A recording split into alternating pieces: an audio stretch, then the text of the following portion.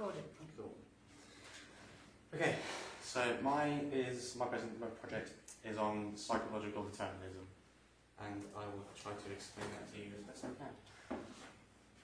So my aims. No. I should have just done it in one thing. Yeah. So I wanted to test the theory of psychological determinism.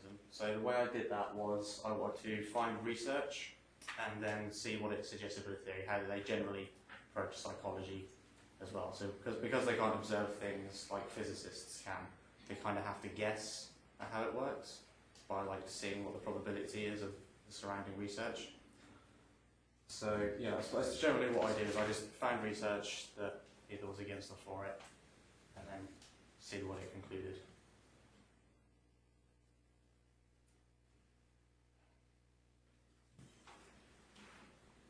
Yeah, so what is determinism? Okay, so basically it's the opposite of free will. So generally people will assume that free will is like we can choose multiple things to do in a moment, like anything really, like saying whether to speak or whether to go to bed or whatever. Psychological determinism is the more cause and effect approach to life. So the same way chemicals react to certain other chemicals, it is the same for the human brain, so that we think logically but not necessarily rationally. So the difference is, so logically you could say that 2 plus 2 is 22 because it looks like 2 and 2 together, but rationally you know it's 4.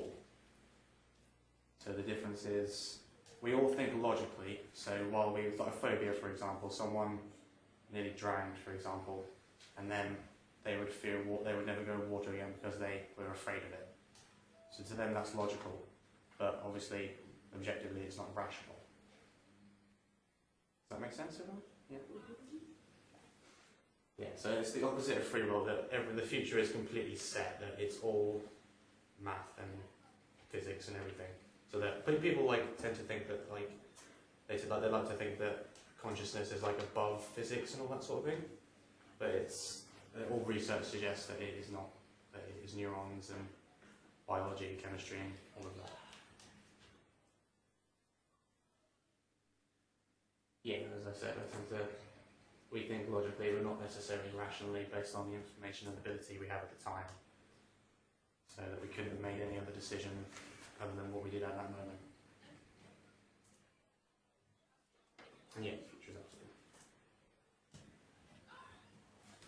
So I chose this topic because psychology is my passion, it's what I want to do in uni, and I thought determinism it's one of my favourite areas because it's one of the most interesting ones, and it's generally the ultimate conclusion of science, really, because all science seeks to find cause and effect theories in everything. And psychology is treated as a science, and so it would be the ultimate conclusion of all science, really, if we found a cause and effect principle for everything. That is the theory of it, basically. And yeah, I did EPQ specifically because I wanted to do research as a psychologist. And yeah, determinism could be a big deal. And obviously, it goes against a lot of things that we believe in generally as well, like free will. Yeah, and it involves all areas of psychology. It's not just like stress, for example. It's not just the stress pathways and thoughts and stuff. It's everything altogether. Like I said, the ultimate conclusion of science, possibly. And yeah, just because it's a bit controversial as well. I kind of like it.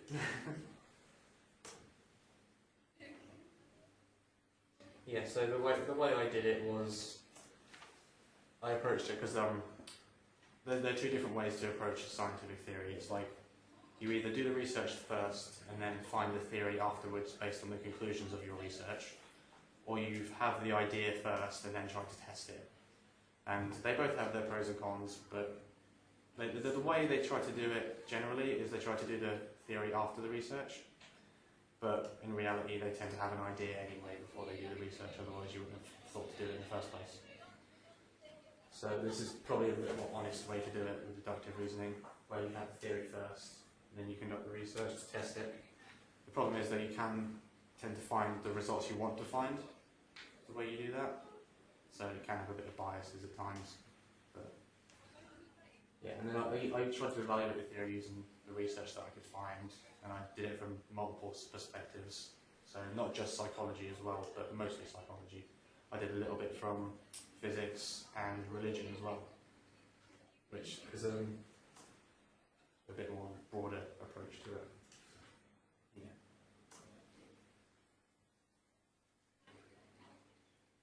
Yeah, so the reason that most of my research was secondary is because obviously they're experiments and I can't conduct them myself. There's a lot of them were either physics or biology or lots of things like that. So yeah, I generally had to go for secondary research, but I did use my own primary research at one point, which I did into cognitive blindness, which I'll show you in a bit.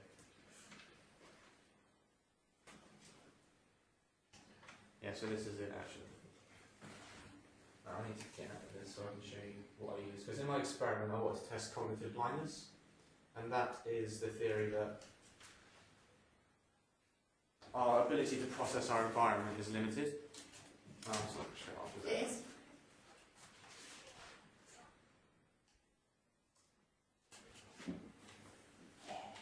Okay, so yeah, cognitive blindness is the idea that our brains are quite limited in our ability to process our environment.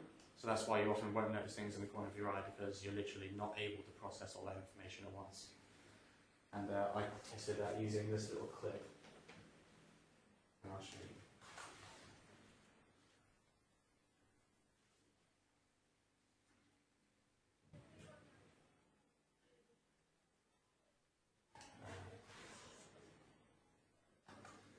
No, it's not going to work because it's too cutting off the screen.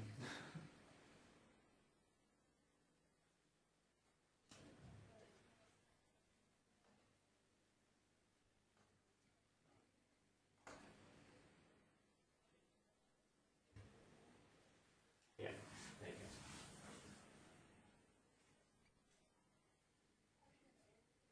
So did anyone notice what the alligator did?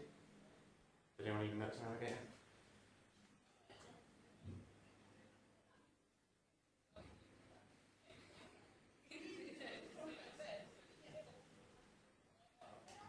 He actually stabbed the ref in the middle of the basketball game. But you don't notice because your eyes on the ball, because your attention is directed to the basketball players.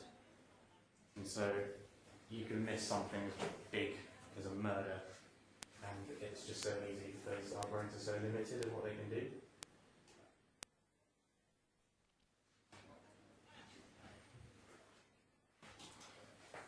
And that was how I did my own primary research. And my results were pretty strong in that as well. I had about 40 people, and only one person noticed that was someone who had seen the clip before and they knew what to look for. So, yeah, it was pretty strong for that. And the way that this applies to psychological determinism is that it shows a cause and effect in the brain. And it shows also that a lot of people like to think that they're aware of their own decisions and what they're doing and all that. And this is a good example of we're not aware of even our surroundings, let alone what's going on in our own mind. Like, we often tend to experience emotion as happening to us rather than chosen by us. So there's an idea that we're more like spokespersons for our unconscious. That the unconscious chooses the emotions based on the beliefs that we have and the experiences.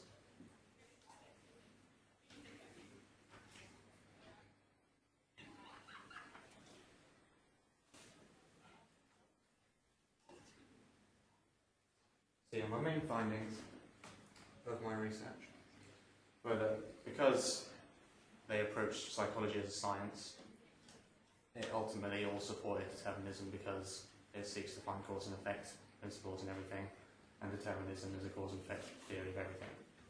So, like I said earlier, the deductive reasoning can seem biased, but that's just how it worked.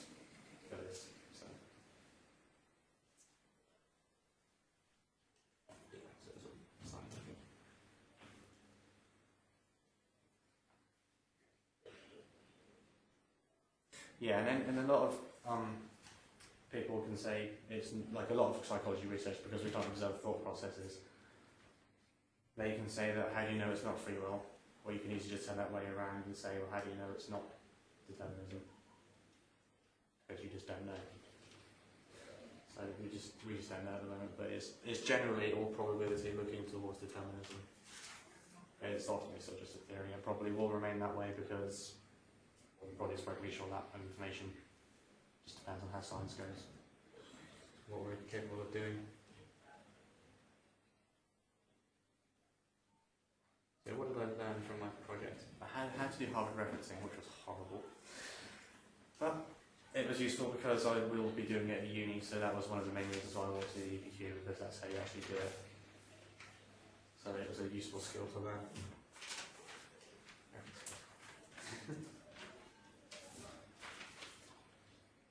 Yeah, when I did my first draft of my report, I tried to get it as many teachers as possible to see what they thought. Not just psychology, but sociology and English as well. Get as much feedback as possible. And I asked my friends who's at uni as well how they would suggest how I did systemic referencing as well, so I used an appendix because I had multiple bits of research from one source and then another source, sort of thing like that. Yeah, I've also found some new experiments which was nice because I like psychology. And yeah, if I were to repeat this, I would probably want to do my primary research on a more realistic scale. So have the basketball match but do it in real life to see just how valid that research is, because that was just a video clip and obviously it's not perfectly visual like you would in real life. So I'd love to conduct it in real life if that would be possible, get choreographed people to do it.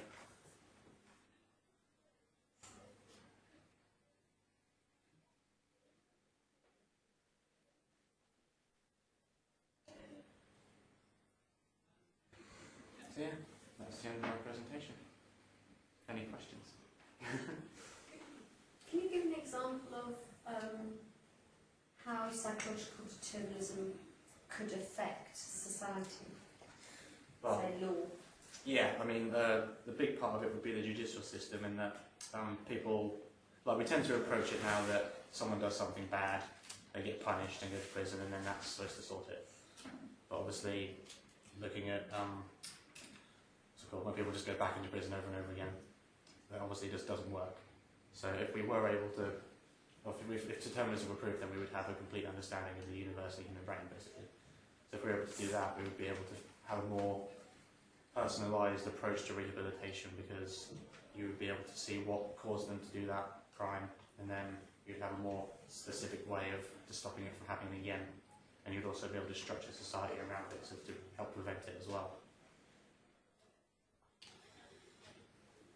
On one of your slides it says, all research supported your theory. Yeah. So what secondary research did you do? Expand on that bit. Tell me a bit What do more. you mean, exactly? Well, it says on your slides, all the research you did supported your theory. Really? Yes. Because... 100%? Yeah. Right, why? Because determinism is the idea that cause and effect is everything. That's how the universe works, cause and effect. And all science approaches the world in that it wants to find why things happen. So it wants to find the cause and the effect relationship in everything. And ultimately that's what scientific research does, and psychology's approach to science. So the research itself just tries to find cause and effect principles in everything. So where did this secondary research come from? What did you use? Where did you find it? I found a lot of it like on, there was a site called Human Truth, and some other psychology sites like Psychology Today and Simply Psychology. And just generally websites and a textbook from uni as well, by David Gross, I think. A couple of things from there as well. So all the research had been like peer reviewed? Yeah. And checked? It was all official research, yeah. They tend to be more focused on their specific area, like one of them was testing whether the conscious was aware of the action before the unconscious. So what happened was he had two dots to intersect each other on a sort of a spinning dial, and he would time that as when they intersected as the conscious awareness, and he said, when this happens I want you to move your arm. And he used some machine, I can't remember how it's called, but he found that the neurons were firing down the arm before the lines had actually intersected. So it was suggesting that we were consciously, unconsciously making the decision before we were consciously aware of it.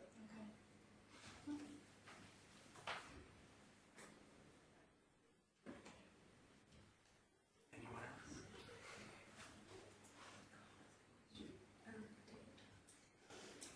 You said that cognitive blindness, Yeah. You said that cognitive blindness fits into psychological determinism, but Yeah. how? It was more of a point to say that it was more of a criticism of free will actually, that we like to think that we're aware of the choices that we're making, whereas if we're not even aware of our environments fully, how can we be so sure that we're aware of what we're even thinking? Okay. Because I did it in transition, so I thought we could use it for this as well as primary research.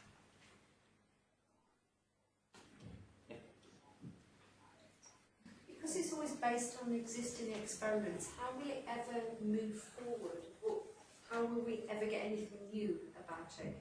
Or is it always just going to be recycled experiments? What do you mean, psychology in general? Yeah. Well, that's the thing, like, because psychology is quite limited in its research methods themselves, like, we can't observe thoughts exactly at the moment. So, until we can do that, then obviously we can't. So a lot of theory, that's why they tend to approach psychology as, here's a theory, here's a lot of research that suggests it's true, we'll go with that. That's how they tend to approach it like that. But they did. It's culturally specific then, psychological determinism. Not really. It's more of a universal galaxy, universe kind of thing, like physics.